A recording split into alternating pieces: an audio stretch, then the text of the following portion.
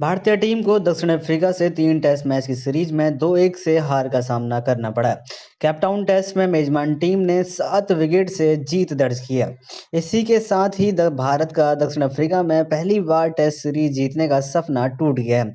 Team India ने Centurion में पहला टेस्ट जीतकर जोरदार शुरुआत की थी, लेकिन फिर जोहान्सबर्ग और कैपटाउन के मुकाबले गंवा दिए।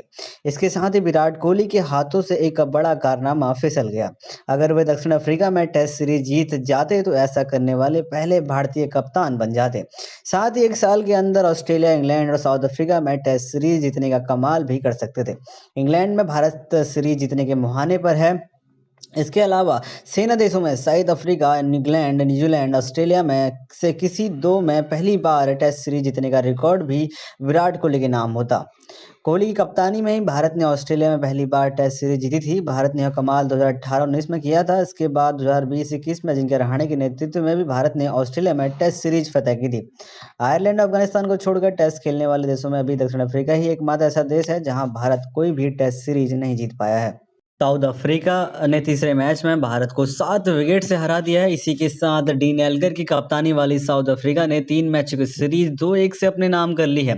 भारत ने सेंचुरी में पहला मैच अपने नाम किया था, लेकिन मेहमान टीम जोहान्सबर्ग और कैपटाउन में लगातार जीत के बाद सीरीज को अपने नाम करने में बाजी मारी है। इसी के साथ भारत के हाथ से साउथ अफ्रीका में पहले टेस्ट सीरीज जीतने का मौका चूक गया है।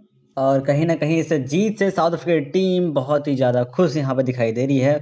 जीत के बेहद करीब ले जाने वाले कीगन पीटरसन का 68 हमने देखा था। उन्होंने इस जीत के यहाँ पे उन्हें हीरो माना जा रहा है। साउथ अफ्रीका की टीम जीत के करीब है और उसे यहाँ तक पहुँचाने में कीगन पीटरसन का अहम रोल रहा था। पीटरसन ने यहाँ पे 82 रन बनाकर अपने पवेलियन की राह देखी थी और 82 रन बहुत महत्वपूर्ण रन थे साउथ अफ्रीका के लिए, जिसकी बदौलत साउथ अफ्रीका इस मैच को जीतने में कामयाब रही।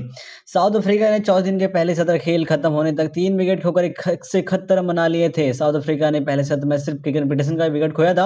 रासी वनडरडसेन और टैम्बा बोमा ने इस मैच को जिताकर साउथ अफ्रीका को 2-1 से सीरीज अपने नाम कर ली है और साउथ अफ्रीका टीम यहाँ से काफ़ी ज़्यादा खुश दिखाई देती हुई। अब बात कर लेते हैं कौन सी ऐसी 4 वजह थी जिनकी वजह से भारत को यहाँ पे हार झेलनी पड़ी। भारत एक बार फिर से दक्षिण अफ्रीका में टेस्ट सीरीज जीतने में नाकाम रहा। 3 मैच की सीरीज में 2-1 से उसे हार झेलनी पड़ी। दक्षिण अफ्रीका ने जोहान्सबर्ग और कैपटाउन टेस्ट जीता, जबकि भारत ने सेंचुरियन में खेला गया पहला टेस्ट अपने नाम किया था। सीरीज शुरू होने से पहले ही माना जा रहा था कि इस बार विराट कोहली कप्तानी में भारतीय टीम प्रोटियाज टीम को धरती पर टेस्ट जीत का सूखा खत्म कर सकती है। उसी के पास धाकड़ गेंदबाज, बड़े बल्लेबाज थे, लेकिन अलग अलग कारणों से भारत नहीं जीत पाया। इसी के साथ ही दक्षिण अफ्रीका में टेस्ट सीरीज जीतने का उसका इंतजार जारी रह गया।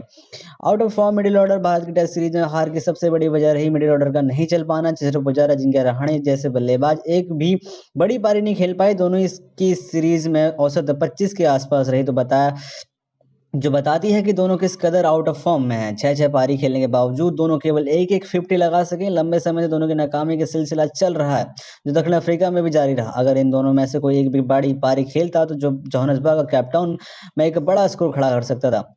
खराब कैचिंग भारत को इस सीरीज में दौरान उसी कैचिंग ने भी निराश किया। कई अहम मौकों पर गेंदबाजों की मेहनत को फील्डर ने बर्बाद किया। ज़्यादातर कैच विकेट के पीछे गए और छोड़े भी गए। इसी के तहत स्लिप पर कीपर मौकों को भुना नहीं पाए। चेतेश्वर पुजारा, केएल राहुल, विराट कोहली जैसे बड़े खिलाड़ी स्लिप में खड़े होते हैं, लेकिन राहुल और पुजारा ने यहाँ पर मुस्तैदी नहीं दिखाई। कैपटाउन टेस्ट की ही बात करें तो पुजारा ने दूसरी पारी में कीगन पीटरसन का आसान कैच टपका दिया, जबकि यह कैच टपकाया जब दक्षिण अफ्रीका जीत के लिए सिर्फ 86 रन चाहिए थे।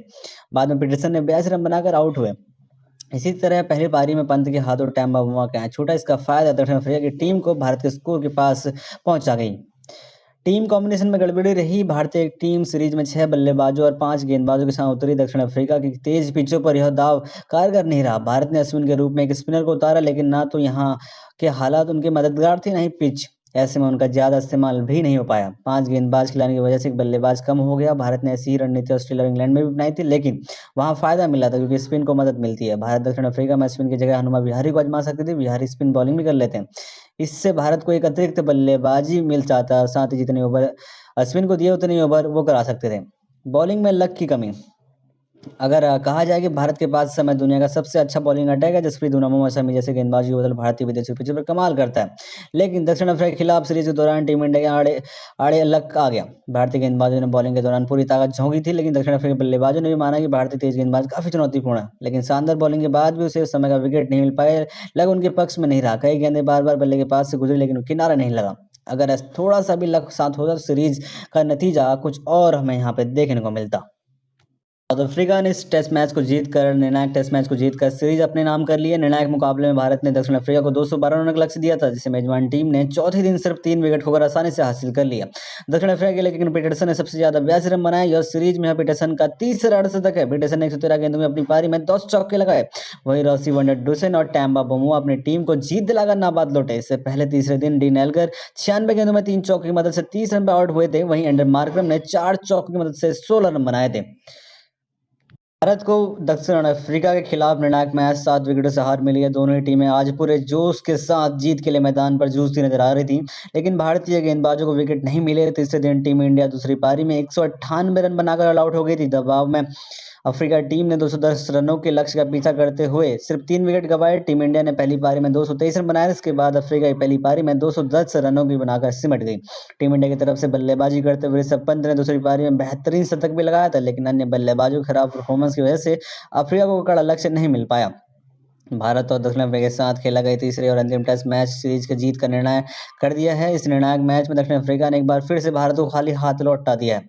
टेस्ट सीरीज जीतने का सपना टीम इंडिया का पूरा नहीं हो सका, क्योंकि टीम इंडिया ने आज तक दक्षिण अफ्रीका की धरती पर कोई भी सीरीज नहीं जीती है। टीम इंडिया के मुख्य कोच राहुल द्रविड़ की कप्तानी में टीम इंडिया ने साउथ अफ्रीका की धरती पर टेस्ट मैच जीतने का स्वाद चखा था। लेकिन अब बात कर लेते हैं टेस्ट सीरीज में क्या क्या ऐसी चीजें हुई जिनसे कहीं ना कहीं ये टेस्ट मैच ट्रोलिंग पे रहा। अभी विराट कोहली भी कल के मैच के सेशन में जब डीन एल्गर के पैड पर गेंद लगी थी तो विराट कोहली बहुत ज्यादा गुस्सा हो गए थे, क्योंकि थर्ड अंपायर ने नॉट आउट दिया था डीन एल्गर को, और जबकि दिखा रहे थे कि पूरी इन द पिच लाइन और विकेट पे बस गेंद हिट नहीं हुई, इसकी वजह से उन्हें नॉट आउट करार दिया गया। इसकी वजह से विराट कोहली काफी ज्यादा गुस्से में दिखाई दिए थे। लेकिन उस गुस्से का क्या नतीजा नतीजा हुआ कि हम तीसरा टेस्ट मैच भी यहाँ पे हमें हार झेलनी पड़ी।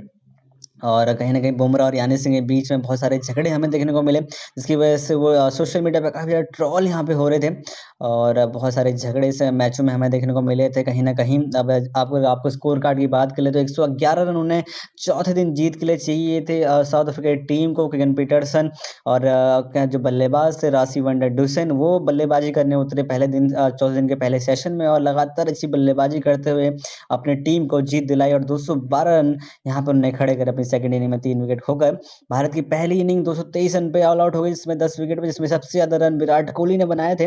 79 रन की पारी खेली थी विराट कोहली ने 201 गेंदों का सामना करते हुए, जिसमें 12 चौके छक्के शामिल था। वही एक ऐसी पारी थी जिसकी बदौलत भारत पहली पारी में 223 रन बना सके। अगर विराट कोहली भी जल्दी आउट हो जाते तो शायद भारत की पूरी पारी 150 के अंदर ऑल आउट हो जाती। वहीं साउथ अफ्रीका की पहली पारी भी इतनी ज्यादा सही नहीं रही थी। उनकी ओर से केगन पीटरसन एक और बार 72 रन की शानदार पारी खेलते हुए साउथ अफ्रीका की पहली पारी में 210 रन बनाए थे 10 विकेट होकर। और वहीं भारत ने दूसरी इनिंग जब भारत टारगेट देने गई थी तो दूसरी पारी में 198 रन ही बना पाई अपनी सेकंड इनिंग्स में 10 विकेट होकर, जिसमें न राहुल चले, न मयंक अग्रवाल चले, पुजारा और रहाणे भी एक बड़ा स्कोर वहाँ पे खड़ा करते हुए नहीं दिखे। हमारे मिडिल ऑर्डर की वजह से हमें इस टेस्ट मैच में हार झेलनी पड़ी। एक बार कोहली और पंत के द्वारा साझेदारी बनाई गई और एक बड़ा स्कोर उनके सामने खड़ा कर दिया गया, लेकिन उतना बड़ा स्कोर था नहीं।